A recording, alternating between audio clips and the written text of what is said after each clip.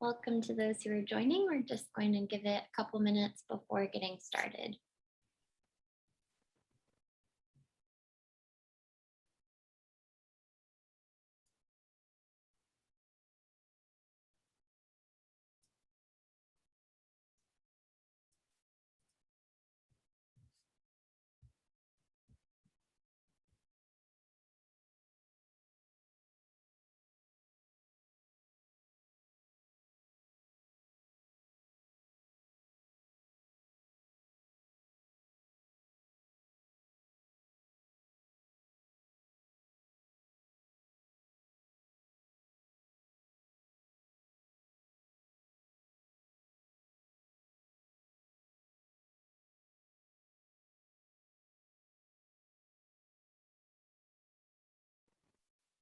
Just going to give it one more minute before we get started. Thank you to those who have joined us so far.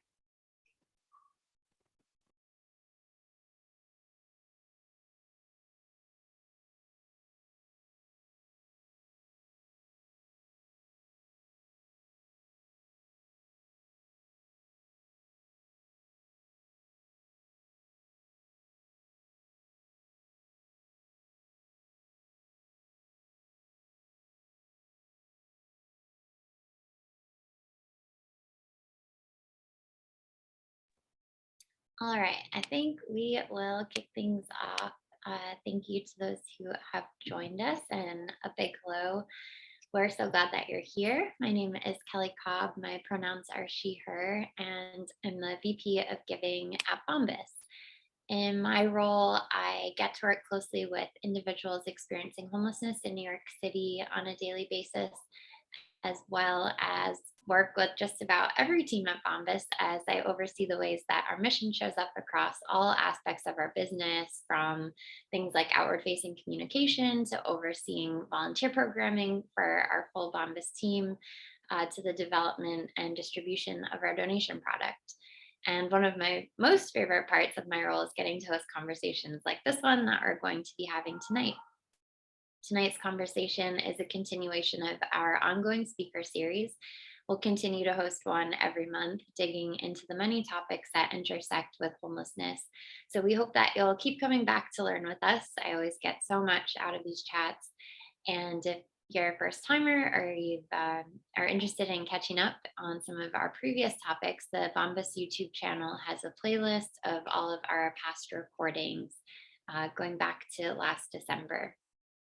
So, for tonight's discussion, we're talking about the topic of education, education as a tool for mitigating the experience of homelessness and the impact of specialized support and the often misunderstood connection between one's education and one's housing status.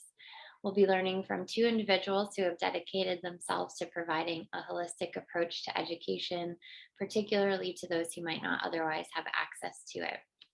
So let's get right to it. I'm so pleased to introduce Nicole, founder and CEO of the Lalo Foundation. Nicole has a bachelor's degree in sociology from the University of Illinois, and she went on to earn a master's degree from Lewis University in school counseling and a master's in special education from National Louis University. Her teaching career began in the private sector, transitioned to Title I Chicago public schools, and eventually moved to public education in the Houston suburbs, where she continues to work. Her experience working in various settings opened her eyes to the lack of accessibility and resources for special education children in public schools, specifically those in underserved communities. Nicole's uncle Johnny had Down syndrome, and she has two cousins with autism. Nicole's mission is to support the special needs community by spreading awareness and providing opportunity. She believes that with the right support, everyone is capable. I'm excited for us to be able to learn from her more tonight. And our second speaker tonight is Aaron, the founder of Think Behaviorally. He completed his bachelor's in psychology at the University of Texas San Antonio at the age of 20. And upon completion of his degree, worked as a special ed paraprofessional working with students with emotional disorders and as a direct therapist at an ABA autism clinic. Looking to grow his career, Aaron completed certification to teach bilingual education and special ed. He's worked as an elementary bilingual resource teacher and piloted a high functioning autism program.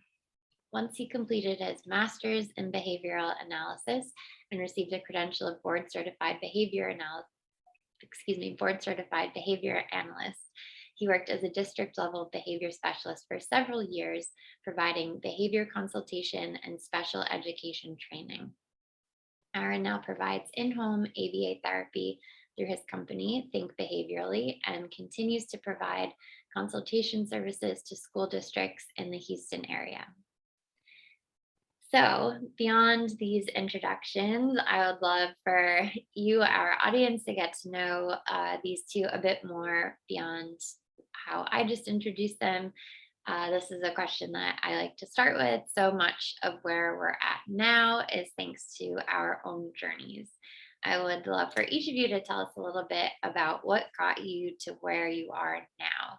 So, Aaron, let's start with you, and then we'll hear from Nicole. No pressure, right? Hi, everybody. Thank you for having us. So a little bit more about myself. I grew up in a very Catholic, strict environment. My parents were always, throughout my life, involved in church and marriage counselors. So growing up, I always knew, our purpose in life was to serve others. However, how I wanted to do that, that was the ultimate question. So during college, I was very motivated to finish school, graduate, but I had no idea what I wanted to do after that. So I just kind of basically threw myself out there and landed in education without planning to do that. What was supposed to be a temporary job, led me to where I am now. I kind of had to choose a route between if I wanted to go the bilingual education route or the special ed route. And, both being very important to me. Special ed ended up, coming first. A little bit more about myself. I feel like I am a minority in multiple ways. First generation Mexican American, part of LGBTQ. I have a partner, and so I have always felt, that I don't really fit in one mold. And with special ed, these kids are often put last. So I finally found that calling of I knew I wanted to help, and I found it.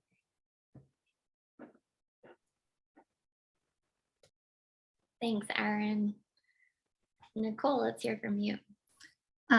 Similar to how Aaron wasn't sure what path to go or what he wanted to do, I kind of was in a similar situation. And so when I graduated college, I took a year off just working, and I decided to go back to get my master's in school counseling. And it was through this experience that led me to want to get involved in special education. As you mentioned, I have 3 family members who are all special needs. So this was just something that always was in my life, and it was never something that I really, I guess, took notice of because it was just normal to me. But when I was getting my degree in school counseling, I got a job at a private learning center, Lindamood Bell, which is actually one of my partners now with the Lalo Foundation. And so this organization does intense research-based interventions for kids who have learning difficulties, specifically in reading, writing, and math. So it was working there that I started to realize the struggles that certain kids have, and they do. And this is where I learned how to teach reading at this program. So after that, that's when I kind of started to fall in love with special education and that community. But I finished my master's in school counseling, and I gave myself through the summer to find a job in that, and I didn't. And so through that, I found another opportunity in Chicago that trains special education teachers through a master's program. It's 4 days a week. You are in school with a cohort, and then on Fridays you go, or I'm sorry, 4 days a week you were in the classroom teaching in a Title I school, and then 1 day a week on Fridays you had your classes and you got your degree, and then they placed you in a Title I public school to teach after that. So once I got my foot in the door and started teaching in the classroom in these low-income schools, that's when my eyes were really open to the discrepancies to the access to materials that these kids have, and then also the training that goes into it. So I went through the whole program and got my master's, and I never once learned how to specifically teach reading and to meet these kids where they were at, like I learned when I was at Lindamood Bell. And then just seeing the family involvement and what these kids were dealing with at home, it made me realize there was something missing here, and we were just pushing these kids through and not doing anything to really address the issue that they had in reading specifically. And so it started to kind of settle in that I wanted to do something to bring this to these kids. And after 2 years of working in it, I needed to do something. And so I started the Lalo Foundation. It's named after my Uncle Johnny, who had Down syndrome. His favorite color was Lellow, but we help economically disadvantaged kids with special needs. And so, as I mentioned, we're partners now with Linda Mubel, that organization I started working for.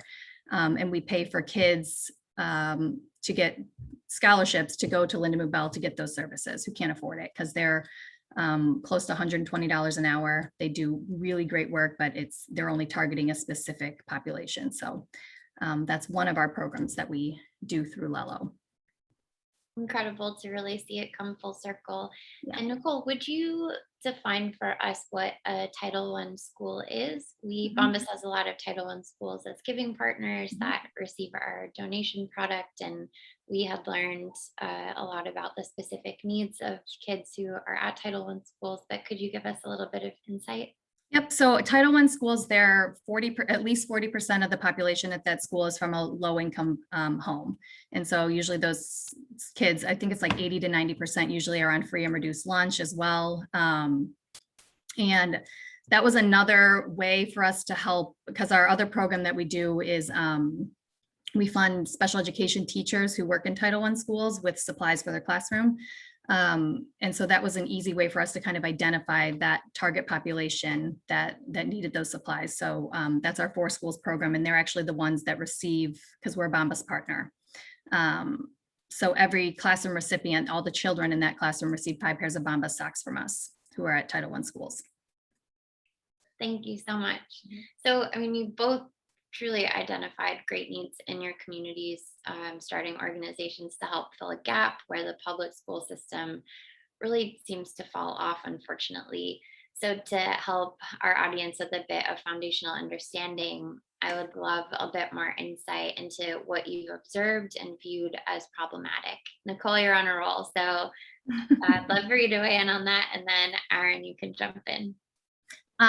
Really, it was working for those 2 years in Chicago that my eyes were just open to what the reality was for these kids. And I mean, one day, one of my students, he was 12, I believe.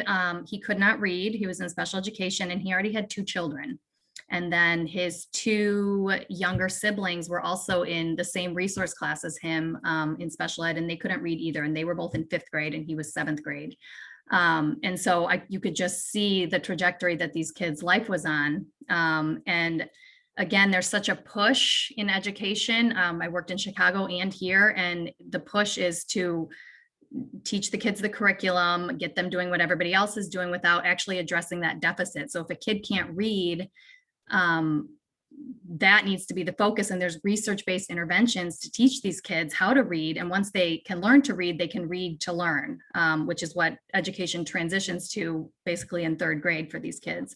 And so once you have a 5th grade, a 7th grader, and they're still being pushed to do grade level curriculum when they're missing that huge foundational skill, you're essentially just pushing them through and minimizing expectations for them and helping them along so that they can go to the next grade. I think I answered the question. I forgot what it was now, but it was frustrating to work in, because I knew of this organization, I knew of these strategies, and it wasn't in the public schools. And even all the wonderful teachers that I knew and met along the way, they didn't even have this information. And so it was something that needs to be brought in. And for me, the route to help change that was just to create the foundation where we could help fund it and bring awareness to it. So. Yes, I thought you absolutely answered the question, and the fact that you saw this major gap and took action. So many folks observe it, but aren't making that connection and taking that next step. So major kudos to you for observing it and doing something about it. And Aaron, similarly, you're doing something similar. Talk to us about what you observed really as a gap where public schools, in your experience, just weren't meeting the needs of the students. So I don't know where to start. Unfortunately, I've observed many problems in public schools. I don't see myself as a very political person. However, the politics that go into education and making decisions and what's going to happen and what I feel overall as a state, I can't speak for other states, but we're very good about putting things in place on paper. We're going to provide these specialized supports. We're going to start these new things. I think right now, due to COVID, there's something going on. I forgot what it's called, but That House bill, House bill, something. Yeah, I yeah, know. one of the House bills, to fill the gaps that have come forward because of COVID. However, they don't really provide guidance and how to build that into schedules. You already have so many instructional minutes to meet, but then throwing these things out there without really a plan. So again, the politics of it, unfortunately, the child always, or usually, most often ends up being last because there's so much going on between the adults, between staff members, teachers, with administrators, that the child's last. And like I said, we have all of these specialized supports that are research based, like Nicole said. However, the appropriate training is not there. And they're just it's not trickling down to where it needs to be with the students. And unfortunately, that affects them in the long run. Independence, our kids are not independent, whether they're special needs or typically abled. Life skills, typical, normal, how to interact, how to socialize. I myself feel like I grew up very introverted and have forced myself out of my shell. However, I had those opportunities and the appropriate guidance to do so. And if we're not providing that, then that's a big problem. And finally, I would say the lack of social, emotional learning and support. Like Nicole touched on, we have these curriculums that we're so focused on. However, that's not important if you don't address the mental health and the things that these children are going through. And that's not just Title I campuses, that's any campuses. Even the richest of schools will have issues going on. So many problems that I have observed. And it's just, I think we need to do better overall. And I'd like to, if I could jump into, Aaron touched on something that Title I aside, I'm working right now at a very affluent community and we have access to any resources and materials that we need. I just have to ask and PTA will pay for it if there's something that I need, which is wonderful. But at the same time, they're still not funding for those specialized services that these kids in special education need. So while I'm at a campus where I can get materials, we need bodies and qualified personnel to teach and to intervene for these kids, and that's just not there. And I don't think people realize that. And again, you can put on paper that you're going to do all these things for these kids, but and I know Aaron and I, we look at things obviously from the special ed lens because that's what we're in. But the funding's not there, the logistics aren't in place and for scheduling and fitting it all into the day for these kids. So what I've noticed, to piggyback off of that, is working within different districts and at the district level, is many districts are very top heavy. So there's a lot of administrators, directors, because they see, oh, we have a new problem here, let's hire this new person to fix that. But really, it's just a new person to come up with a new plan that's not being put in place. So you have all of this staff personnel at the top. However, like Nicole said, you don't have that staff, those needed staff members and that appropriate training for those staff members on the campus level. And they're the ones working directly with those students. My company right now, I hire therapists to do the everyday work. However, I go once or twice a week to ensure that accountability and making sure they're doing it. And unfortunately, coming from that district level support and seeing what goes on in there, it's a lot of people weren't on campuses. So that's an additional problem. We could go on and on. Well, I mean, one, thank you for providing a bit more perspective around what's happening in the school systems. I think you're right. We often see the ideal side of what is being put on paper and what's being promised, but when you get up close, you're really observing, what the reality of that is. And you both have had experience in, I think, bringing such a unique perspective to the work that you're doing now. So I want to talk to each of you about the different focuses that you've had. Nicole, you've noted that children identified as diverse learners are often overlooked and they're lost in a system that's ignorant to what learning diversely really does mean. Can you tell us more about the concept of learning diversely and why it's so important? Yeah, there's a few components here. So I remember when I was getting my training in special education, they promoted this UDL, or Universal Design for Learning, and they talked about all these different ways. And this was for general education students as well, just different ways to present information to kids based on their learning styles, and then giving them different opportunities, how they're going to answer and present their work based on their learning styles. And it was this ideal, beautiful idea that we could teach all learners in all these different ways.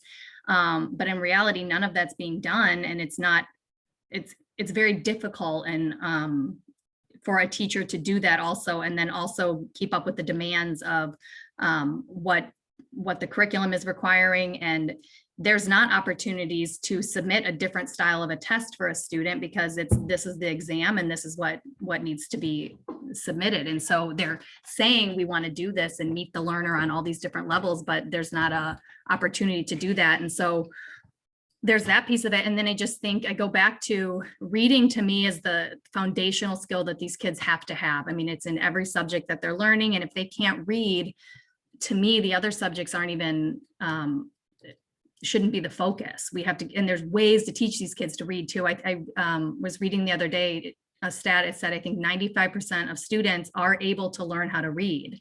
But I can tell you, I still have right now 4th graders, 5th graders who cannot read. They can't identify their letters, but they're still being expected to learn social studies and science, which is great. But what is this kid's life going to look like when he's in high school if he can't read? Likely he's not going to probably graduate. And then what kind of a job and a life is there for that child? So just think, when we're looking at what learning diversely actually means, we need to look at look at the deficits and the gaps that these kids each have on an individual level, and have a plan that we and an opportunity in the school system to actually address that specifically for those kids, and drop the grades, drop the curriculum. Let's not worry about that. If they're in resource, which is that small group setting for these kids, let's focus on that specialized instruction that they need to be able to learn.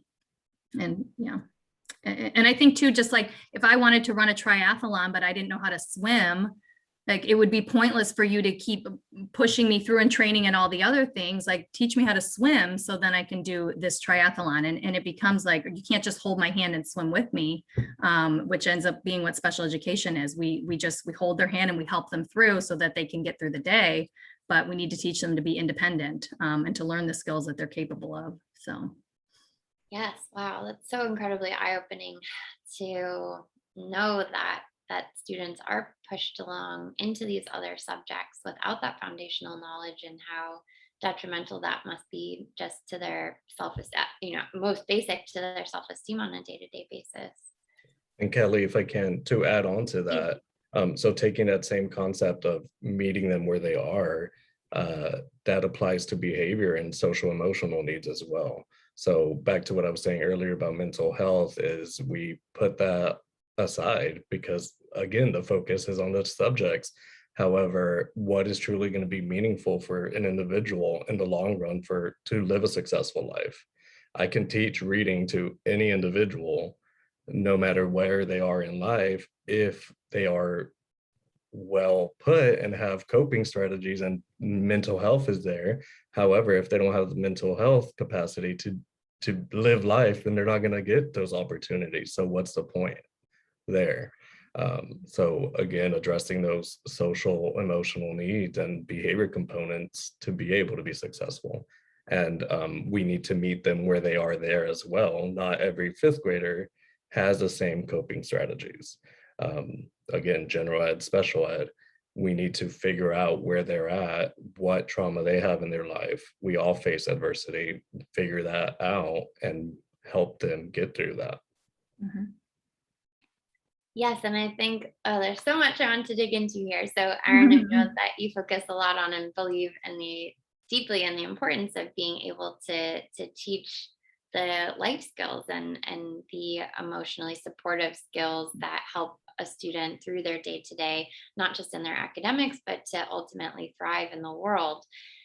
Another thing that I really want to get into is this amazing approach that you use called ABA. So I think if we can combine a couple of things, I would love to hear more about what ABA means and the benefits that you've seen in using that approach, and even still a bit more on the importance really of focusing on those life skills and maybe what you've seen from your students in the importance of really instilling that as foundational.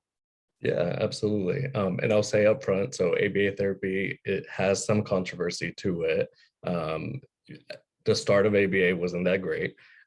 So there was a lot of, punishment procedures and aversives and things like that going on. However, I feel it has taken a good turn, and it also, like everything, depends on the practitioner and who's applying the therapy.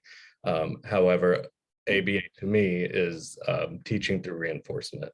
So like Nicole and I have talked about, is we're trying to find where each individual is, regardless of what the subject is. If it's reading, math, behavior, even work skills, if we're working with an adult.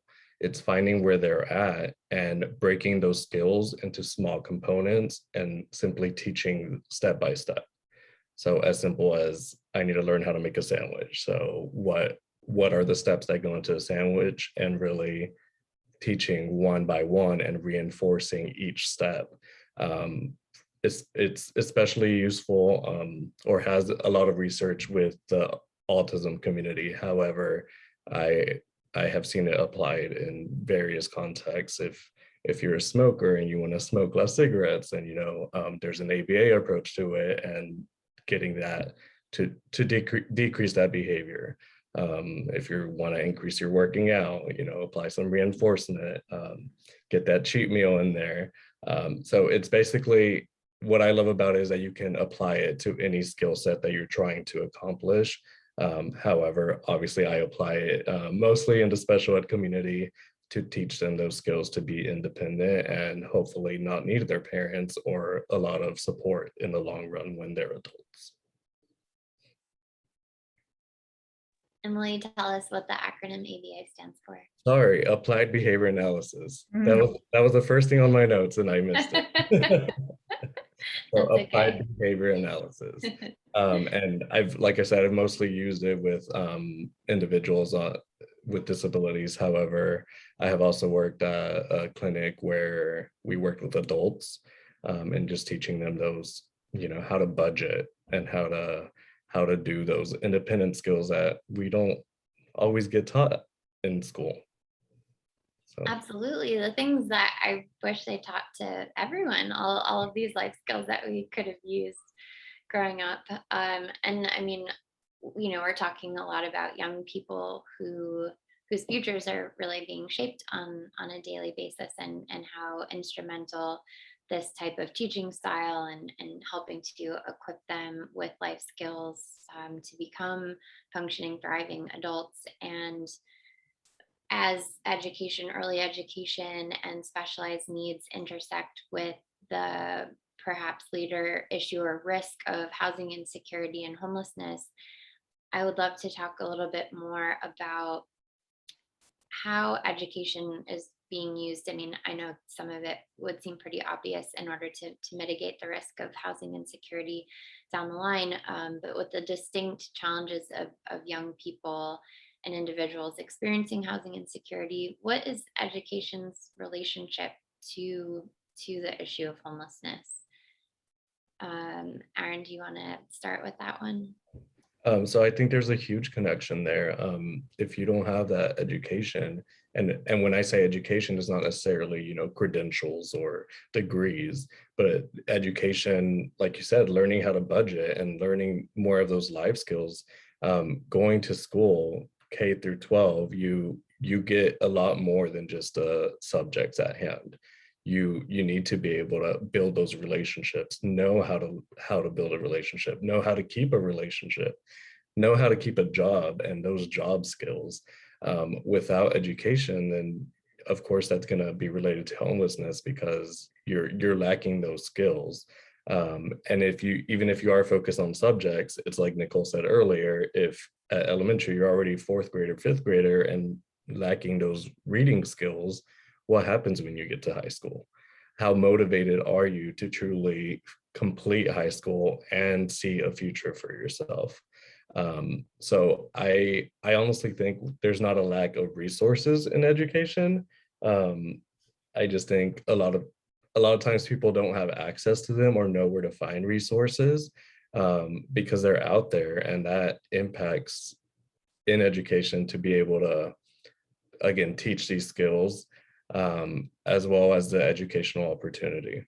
So being able to have access to specialized supports, and what do those look like? Are the people that are using those trained? But it all comes down to that structure and that motivation, and I think that that's a big component that's missing, and how they're related. Nicole, is there anything you want to add to that? Yeah, so I just think, so most of the program that I teach, most of the kids have autism. And one of the biggest reasons that adults with autism can't hold down a job is because they don't have those social skills, and even be able to get a job is because of that lack of social skills they have. And when I look at some of my students now who are fourth, fifth grade, they, one of the biggest things that I think inhibits their success, because they are very capable academically, but it's the problem solving skills that they need. And then a lot of them too that struggle with their emotional regulation and how to accept failure.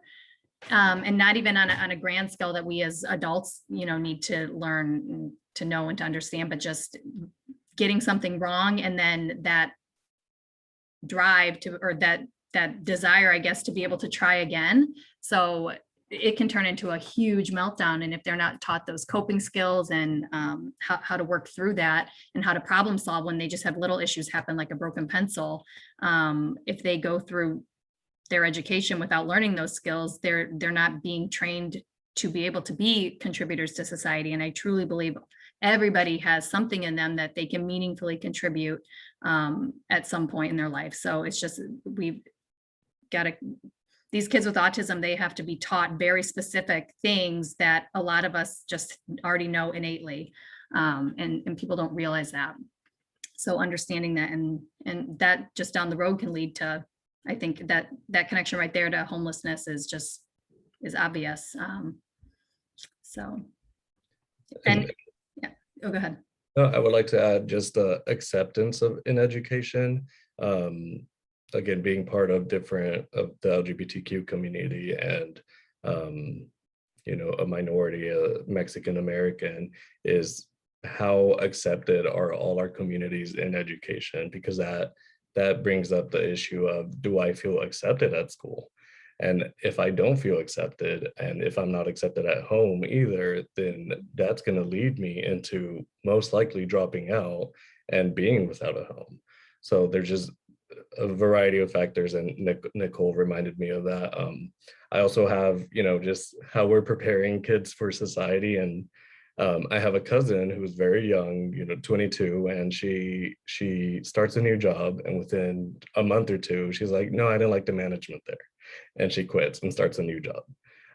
Well, it's going to get to a point where she's going to be out of jobs. So it's just having that different mentality, I guess, that we're missing in education as well.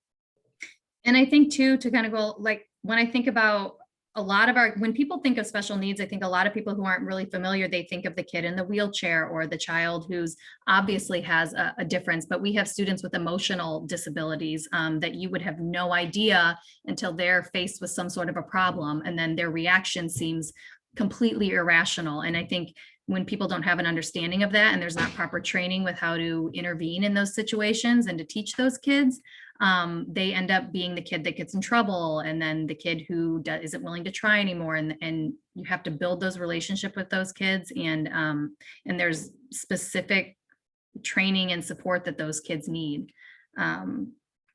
So yes, that's that. And I think that's an excellent point. And as these kids grow into adults, one of the greatest challenges that I see with a number of our friends experiencing homelessness that I work closely with is that it becomes much harder to discern, what sort of at the root, what's the support that they really need at the root of it, because as they become adults and, getting in trouble in school might turn into getting in trouble where it requires law enforcement, and where someone is, using substances in a way that is making it a lot more challenging for them on a daily basis. Like the trouble and the stakes become higher and higher, and then they're like looped into the system that's no longer able to really identify what the root cause was to begin with, and especially not get the attention that they need to address some of those inequities that have just been compounding over time. And I mean, it's incredibly frustrating, of course, to witness and really see the lack of support that exists to kind of parse out how to really help someone. And like you've both touched upon, the importance of meeting someone where they're at to really help them be able to address those things that they're really needing support with in order and to thrive. And I think, one of those things, and Aaron, you've emphasized the importance of family structure and dynamic as it relates to effective learning, which is so important as young people, and something that I think is, whether it's a nuclear family or, kind of a chosen family as an adult, that if that's lacking, it becomes ever more challenging to kind of stay focused and motivated and have that support. So tell us more about the importance of that structure and how it relates to effective learning. Yeah, so my most successful students have been when the family is collaborative. Not necessarily, I was going to say on board with what I want to do. However, it's not about what I want to do. It's about having that collaboration and coming up with a plan together. So, having a plan and sticking to it across the board. So when they're at school, when they're at home, and that's something that I have really loved about doing, because the therapy I provide can be clinical or in-home, and I chose the in-home route. I have loved being in people's homes, as awkward as it is at the beginning, because you get that collaboration piece. It's kind of forced upon you, and you're working out those kinks. And it's like you said, that structure is important, because they also provide support. So if you have that structure, everybody in your life is on the same page, then you feel more like you have a path. You know where you're going. I'm hearing it from here. I'm hearing it from home. So yes, my most successful stories have been when we are collaborating, working together, having those set expectations, and the positive relationship. So obviously that doesn't exist in every family, unfortunately. However, when that's an added bonus, then that's even better, because they have that positive support at home as well. And when I look at the community I work in right now, there's heavy parent involvement, and they're also very educated. And so they're more aware of their rights and what their students should be getting, which is great. But on the flip side, when I think back to working in the low income schools, you didn't have that parent involvement. Most of the meetings you would have for the students, the parents didn't attend. And here, if you had a meeting without a parent, I mean, that's unheard of. It would be on the news. So it's just, that family involvement and the consistency across the board. And like Erin mentioned, the collaborative working relationship is so important. Because if you're doing one thing at school and something different is happening at home, it's not coming full circle. So. And it's a challenge when it doesn't exist. I like Nicole, I've worked in both Title I as well as pretty well off campuses, but when I was at a Title I campus, you become much more than just their teacher. You know, you're their father, you're their brother, you're their friend, you're everything to that student. And fortunately, some educators are able to fill that role a bit. However, you don't have that in every educator. You can be the best educator. However, you don't have that type of relationship with your student. So they're still missing that piece. And sometimes, even if you are good at it, you simply can't do both. So definitely having both sides is extremely important. And I think that also speaks to the importance that you've both touched upon of meeting a student where they're at, that it, you know, is taking it a step beyond just the academics that and even life skills that you're instilling, but understanding that maybe what they really need, like, is that father figure, brother figure, friend as part of the relationship, and how to help deliver that on top of what you're hoping to teach them, you know, to ensure that they're able to really absorb it and feel good about remaining committed to the goals that, you know, that you've set for them and that they've set for themselves. It's really challenging. I mean, you know, are there ways, and Nicole, I know that Lellow works with volunteers. Aaron, I'm not sure if Think Behaviorally has a similar structure where other folks can get involved, but you know, I think one of the questions that comes up a lot is how can someone help? Are there ways with your volunteers, Nicole, that you've seen an impact in folks stepping in to be helpful in this kind of supportive way?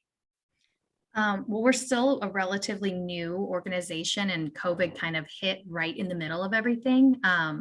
But what I have seen happen over the last 3 years is when people find out about us and once they volunteer, they kind of are bought into it, and then they keep coming around and supporting. Right now, our volunteer opportunities are more event focused. So we did a holiday drive last year, and we adopted 26 families. And so we had a lot of volunteers come and support with that.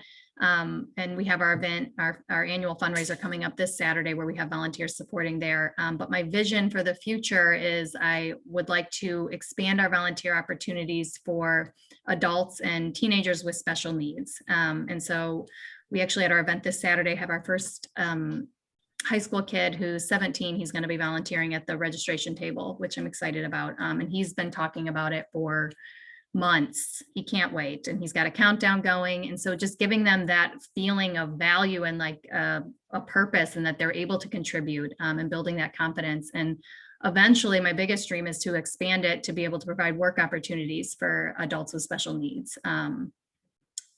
So we'll see when that time comes. But that's currently what our volunteer opportunities look like. Oh, and with the Bombas socks, I should mention. So last year we gave away 1,000 pairs of Bombas socks, and this year we're getting 2,000. We're expecting them by Christmas. But with that, so we bundle them into bundles of 5 pairs, and every child in the Title I schools who we fund, they receive 5 pairs of socks. But we're partnering with another organization out here in Texas who trains special needs adults for work, and they're going to volunteer with us and help bundle the socks. So that will be our first volunteer opportunity there. That's on a larger scale to involve that portion of the community, which we're looking forward to. And my setup's a little bit different. So I hire therapists, and we mostly work through insurance. So I would say legislation. I mean, I'm a firm believer of whatever you believe in, you know, go out and vote, do your thing, fight for what you believe in. Currently in Texas, ABA therapy is only covered for kids with autism. So they need a medical diagnosis of autism. However, there's research out there where ABA helps across the board. The other thing in Texas going on right now is Medicaid Texas is one of the only states where Medicaid does not cover ABA therapy. And they'll start next year. However, that's still getting figured out. So I would just say legislation, getting out there and speaking what you believe in, as well as donating and volunteering with groups like the Lalo Foundation that will then come around and support students to be able to receive the services that I provide. So full circle there. Mhm. We've had a number of full circle moments Yeah. tonight. It's so nice to see that happen. And yes, for our audience, I think, the question does often come up a lot of how to help, and it can feel really overwhelming. But, starting local and starting small, I think so often, Nicole, like you said, just kind of making that coming around once, and then you're hooked, you're bought into it, and you have that connection and desire to help on a consistent basis. And I think that's really where it starts. And Nicole, you spoke a little bit about your hopes and desires for expansion and what comes next. Aaron, same question for you. Where would you love to see Think Behaviorally go? Yeah, so I'm a bit of a control freak. So I believe in quality over quantity. As far as my direct work, I rather manage my own caseload, not hire too many people to be working with kids under the company. I like to be involved, very hands-on. However, as far as consulting and contracting with school districts and facilities, that's something that I plan on growing where needed. I've already been approached by many different places I didn't even know existed in the Houston area. Hey, we have this type of clientele. Can you provide us support and behavior? But definitely probably staying local here in Houston or here in Texas at least. And I should add too, as far as our expansion, right now we only serve the Houston community, but eventually we'd like to expand that to other cities in Texas. And then the big goal is nationally that our 2 programs are serving people across the country. And then our current partnership for as far as scholarships is academic based, and we would like to expand that also to eventually include different social, emotional, behavioral therapists, and the physical component of special needs too. So whether that's providing actual equipment for families who don't have it. So those are the additional expansion dreams and visions on this end. My goodness, no small ambitions here. We need to clone both of you. You give me a lot of hope. I just in my mind see the adults that I work with so closely, and how much they could benefit from this type of support, and even a lot of the young kids that we connect with regularly that just so desperately need this kind of approach. So it's really wonderful to be able to speak about it more, and hopefully open eyes to the needs that really do exist and would have such a huge impact. I think that even a conversation like this is something that for us kind of came out of COVID timing, just, more ways to engage virtually, and for us to connect with so many more giving partners. Normally we would get to connect in person and go on a little road trip and, meet as many folks as we could. And it's been incredible to just meet so many more wonderful organizations in a virtual setting. And I know folks talk about silver linings that have come out of this time. For us, that's definitely one. But with education being something that's been such a challenge during this time, and largely a start to return to more in person, have there been silver linings that you'll happily take with you that kind of came out of necessity during this time? Nicole, I'll start with you. I think what kind of has come out of this for me is I'm recognize different things that I'm grateful for. And so I know a lot of organizations, especially nonprofits, were hit really hard with COVID and not being able to continue because they didn't have funding. And luckily we were able to still grow through COVID and start a new program through COVID. So I'm very grateful for that. And then as far as my experience within the school system, I'm grateful that my students, I've had most of them for several years. So I had that relationship with them and with their families, and been able to keep that continuity through a difficult time, which I think is helpful for something to have remained consistent for these students who rely so heavily on, what's the word? You know what I'm trying to say, that just that specific schedule, they rely on something consistent in their lives, and we were able to keep that in place for them. And so I don't know, that's just been something I'm grateful for. And for me, I would say, I mean, the company. So it's something that I've always dabbled with the idea, but never, I guess, have the courage to do it. And I think the pandemic really opened up my eyes to it's needed. I've worked in clinics, I worked in the school setting, and I would like to be that happy medium. We talked a lot about independence today, and that's not happening in the clinic, in many clinical settings with this population. And coming from the school system and working with, you know, low poverty families, you see what real life is and what is expected from real life. So preparing kids and adults and just individuals in general for that. I would say another silver lining is, at least at the beginning of the pandemic, was how grateful people were for teachers and for educators. I think that kind of goes in waves a bit, but like you were asking earlier, how people can get involved. An easy way to do that is, you know, supporting our educators. It's not an easy job, and to relate it back to homelessness, I've seen a good teacher change the life of someone who is at risk or, you know, thinking of dropping out. So, but our educators are also burnt out. So that would be an easy way to support, is just supporting educators. That's such a good reminder. And I hate that that's come and gone in waves. I mean, gosh, I would hope that everyone's feeling ever grateful for our educators, but also appreciate that it's always seemingly an underappreciated profession, which blows my mind. But I'm beyond grateful for everything that the two of you are doing and your teams. And I hope that anyone who's listening feels the same way. It's that's a really good reminder, though, as a way to offer support. Go ahead. No, I said absolutely. Yes, yes, yes. Support our teachers. My goodness. So we're coming up to time already. It always goes by so quickly.